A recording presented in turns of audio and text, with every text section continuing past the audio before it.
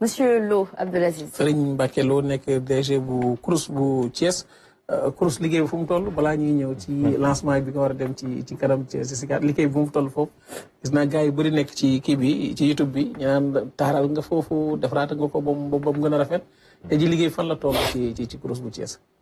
jërëjëf Ban jërëjëf Soxna Bintu. waaw CROUS na nga ni daaw lañ ñu ko dénkoon. mois de juillet 2024. at bi daal mat na sa ngëm. at mat na waaw. donc mu nekk une administration bu particulière. on gère des étudiants. ñu gérer 4 établissements.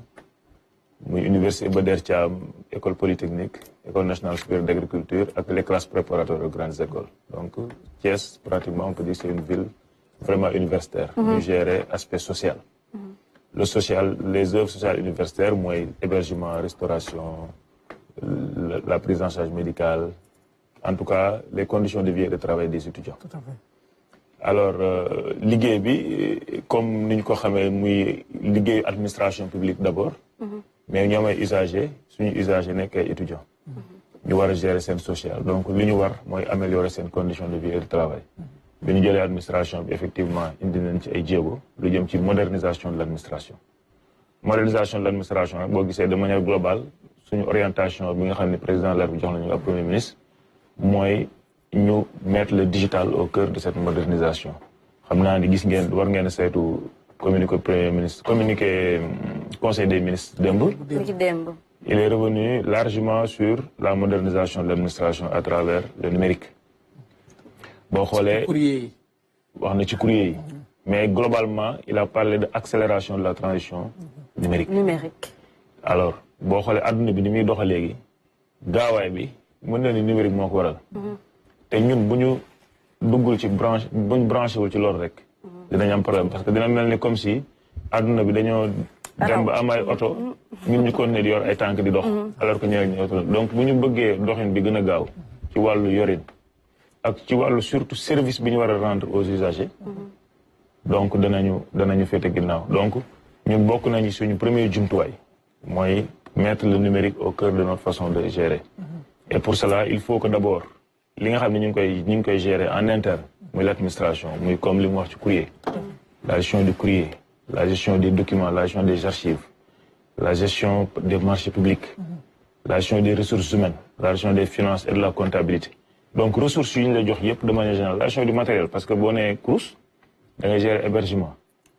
da nga gérer maintenance da nga gérer ay infrastructure da nga gérer restauration donc loolu lépp il faut nga am benn façon de gérer mais aussi service bi ngay rendre usagers yi wàllu woowu il faut dëgg-dëgg ñu moderniser ko te bu ñuy wax modernisation du service public ñun ñëpp xam nañ ni le Sénégalais le citoyen est devenu connecté ñun ñëpp am nañ suñu ay téléphone bitim réew bëri na réew yoo xam te boo fa demee boo mënul jëfandikoo sa téléphone dootoo nekk.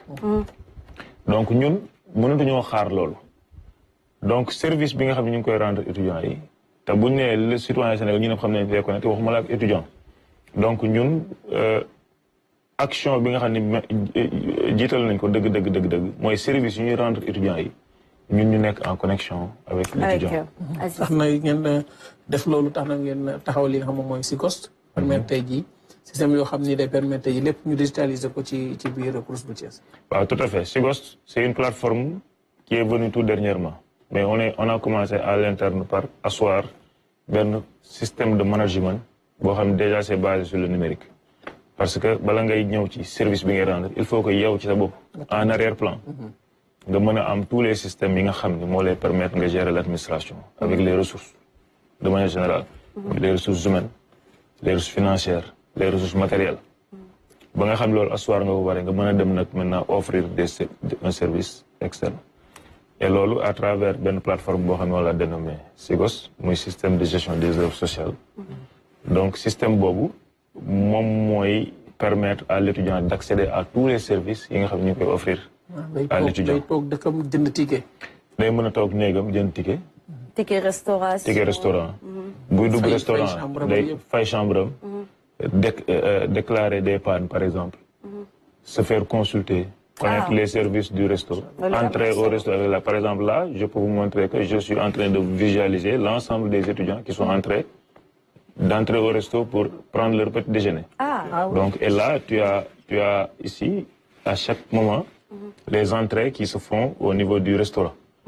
Et lolo, pour le faire, il faut que l'étudiant juste soit inscrit, connecté. Exactement. Mais lolo, xam nga li ma la wax sànq ne la adduna bi ni muy doxee. gaaw na gaawaay boo xam ni. mënuñoo ñii di doxee avion ñii di naaw ci avion dox ci avion yow nga yor sa tànk di dox. mënatul nekk. donc ñun actuellement gaawaay boobu mooy lii c'est-à-dire restaurant bi bu nit duggee au lieu ñuy jël ticket teg ñuy jël xaalis teg boo paree compter. dugal ci enveloppe. yóbbu ci benn centre ñu comptabiliser. defar facture. envoyer à la direction. ñu war a vérifier. léegi en temps réel tu vois. l'ensemble des entrées suñu paree ba clôturer moi directeur j'ai accès à la facture. Ah c'est excellent. donc loolu mooy rapidité bi la permettre mais en dehors de tout ça. li muy gën a permettre mooy la transparence. C'est ça. l'accès à l'information xam nga démb le premier ministre dans sa communication du conseil dafa wax ni nous voulons une administration puissante modernisée. Administration puissante c'est rien d'autre que ni muy doxee mu gaawaay boo xam ni da ngay mën a am toute l'information. Parce que dañuy wax ni qui détient l'information détient le pouvoir. Donc cette puissance de l'administration là c'est sur la maîtrise d'abord de l'information. Et tout ce qui peut nous permettre de maîtriser l'information c'est le numérique. Parfait. Alors beneen ponk itam. wala mu àddu ci waaye wane kii bi ngi naan macha allah de. mel ni innovation yi dafa am solo. dafa am solo. am na solo bu baax parce que comme ni mu ko waxee rek aduna day dox. aduna bay jamono buy dox nag da ngay dox ànd ak moom. lii di efficacité lay wone efficience lay wone gérer temps bi mais gérer aussi comptabilité bi nga xam ne day transparent. donc lu dul di ko jaajëfal di ko gën a encourager wax rek lii lañ soxla parce que jot amatul. te dañoo war a avancer. dem tolloog suñu waaw dañoo yónni yàkkamte ju donc lu ñu mën a def pour accélérer rek.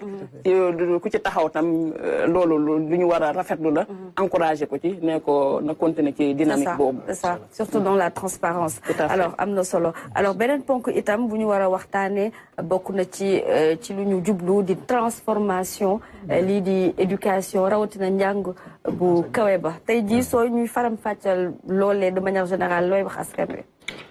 Wow, effectivement, le président de la République va aujourd'hui lancer les travaux de l'agenda national de transformation de l'enseignement supérieur de la recherche et de l'innovation. L'ANTESRI 2050. Voilà, donc, dont j'ai eu l'honneur, le privilège de faire partie du comité d'appui au pilotage.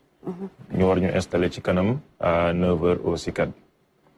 Donc, effectivement, nous avons un système d'enseignement supérieur,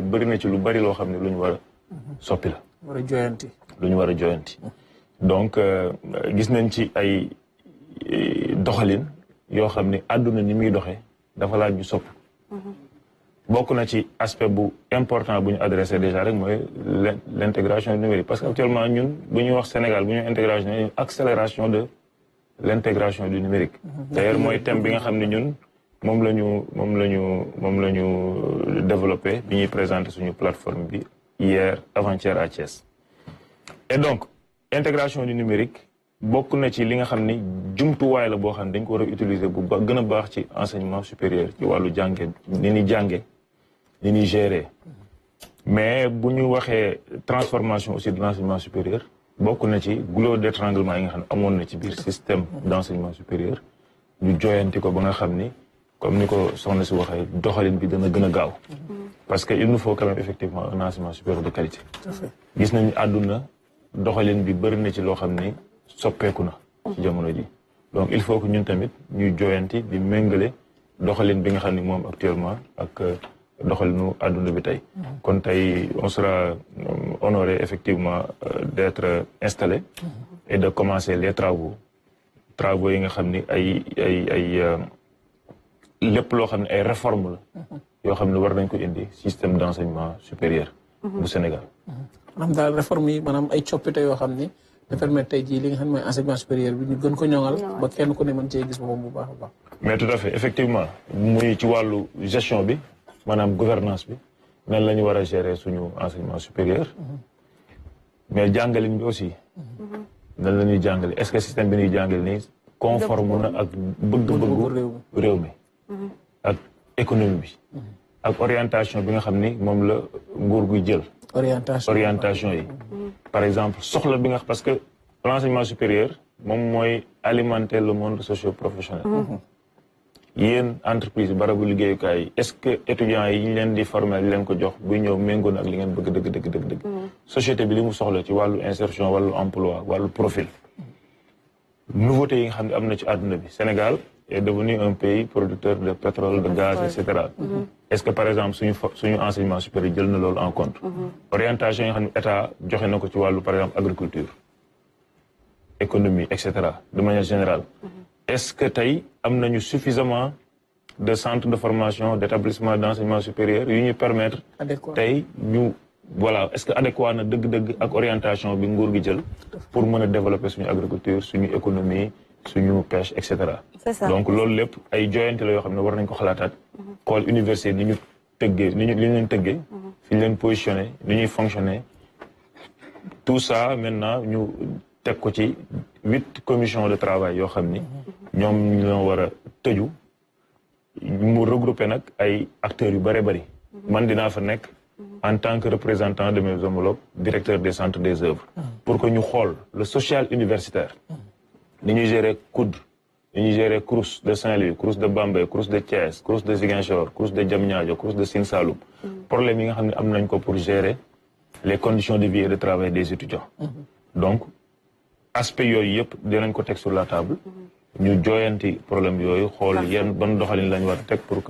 pour ñu mën a jooyante suñu enseignement supérieur buñ génnee ci pàcc boobu gis nañ ni jox nañ remettre nañ li nga xam ne moom moo di rapport final bi jëm ci dialogue bi ndax dañ ko président de la République nga doon teewal majorité bi ci li nga xam moo doon dialogue bi tey jii liñ ci mën a jàpp mooy ñëpp daal wax goj yëpp boole nañ ko bu ko defee permettre tey jii Sénégal ñu mën a liggéey surtout ci rationaliser parti politique yi yenn mesures yi ci jël yëpp ñu amal ko waaw effectivement tabboon nañ ma effectivement ñu nekk porte-parole de la majorité dans la commission 2 sur les 3 commissions de travail lors du dialogue national mu nekk commission boo xam dañoo réfléchir sur le processus électoral on avait discuté de 21 points avec l'opposition la société civile en tout cas avec toutes les parties prenantes ñu waroon a réfléchir ci lépp lu jëm ci bulletin unique par exemple le mode de scrutin l'inscription automatique mode d'inscription bi en tout cas tout ce qui concerne le processus électoral processus électoral mooy de l'inscription de l'électeur jusqu'à la proclamation des résultats ni ñuy gérer élection yi ñu ci doon discuter pour tëgg un mode de vote de gestion de l'élection boo xam ni dinañ ci dëppoo acteurs yëpp dinañ ci dëppoo pour que ñu réformer le système politique parfait donc loolu def nañ ko muy liggéey bu am solo boo xam ni am nañ ci ay conclusions yu am solo donc jébbal nañ conclusions yi fan yee ci ginnaaw au président de la République démb tamit conseil des ministres le gouvernement jël na ci ay engagement voilà justement président mi ñu naan fii ba ñetti weer daañu taxal ab comité ngir rek ñu mën a jël loolee donc pour dugal ko suñu ordonnancement juridique on va dire donc ñu jàpp ni lu bàyyeekoo ci dialogue bi tey jii taxaw ngeen pour jëfee ko tout à fait gouvernement bi ñu am nii c'est un gouvernement d'engagement bu ñu jëlee ay engagement dañu koy jëmmal ci nu mu gën a gaawee le président de la République l'avait dit à l'entame du dialogue waxoon na ni bu ñu demee ba tënk dara ci dialogue bi danañ ko appliquer parfait démb ñu gis ni le premier ministre effectivement wax na ni danañu fexe ba point yi nga xam ni yëpp d'accord nañ ko juboo nañ ko ci dialogue bi danañ ko mettre en œuvre avec les acteurs concernés inchallah merci beaucoup Serigne Mbacké Lo nga desandi ak ñun rek waaye mbokk yi léegi-léegi dañuy daal di jàll